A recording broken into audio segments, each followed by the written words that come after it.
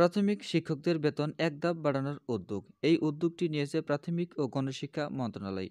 এই বিষয়ে বিস্তারিতভাবে জানতে ভিডিওটি সম্পূর্ণ দেখতে থাকুন। চলুন কথা না বাড়িয়ে আমরা মূল ভিডিওতে চলে আসি। তবে মূল ভিডিওতে যাবার আগে একটি কথা বলবো, এই সমস্ত নতুন ভিডিওগুলো সবার আগে পাওয়ার জন্য চ্যানেলটিকে সাবস্ক্রাইব করে আমাদের সাথে থাকবেন।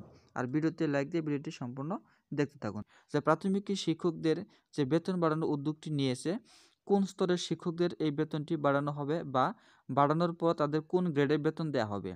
চলুন তাহলে আমরা এই বিষয় সম্পর্কে জেনে নিই। এই বিষয়ে তারা বলেছে যে সরকারি প্রাথমিক বিদ্যালয়ের শিক্ষকদের বেতন গ্রেড এক ধাপ বাড়ানোর উদ্যোগ নিয়েছে প্রাথমিক গণশিক্ষা মন্ত্রণালয়। এই উদ্যোগ বাস্তবায়ন হলে প্রাথমিক ও সহকারী শিক্ষকরা শুরুতে ১২তম ও প্রধান শিক্ষকরা ১০তম গ্রেডে বেতন পাবেন।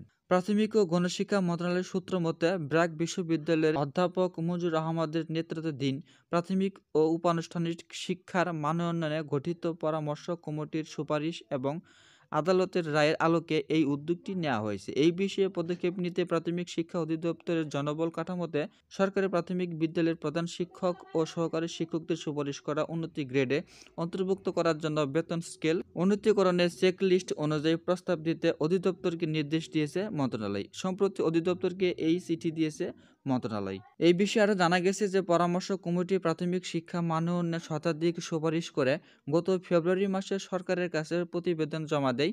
সুপারিশ কমিটি সহকারী শিক্ষক পদ বিলুপ্ত করে শুরুর পদ শিক্ষক করার সুপারিশ করেছে।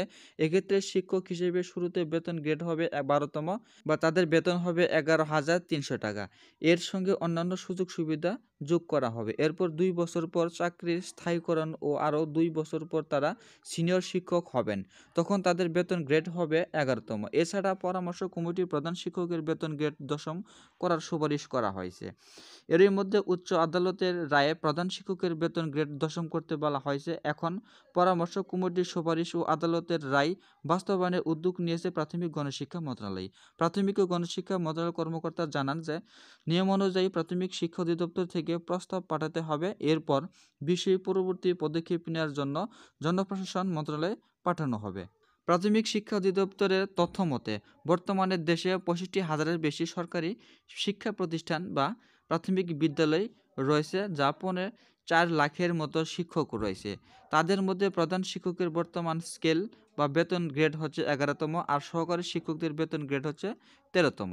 এই ছিল প্রাথমিক শিক্ষকদের বেতন এক ধাপ বাড়ানোর সর্বশেষ তথ্য। সকলের মাঝে আবার আসবো নতুন ভিডিও নিয়ে। সেই পর্যন্ত আপনারা সুস্থ থাকবেন, ভালো থাকবেন। আল্লাহ হাফেজ।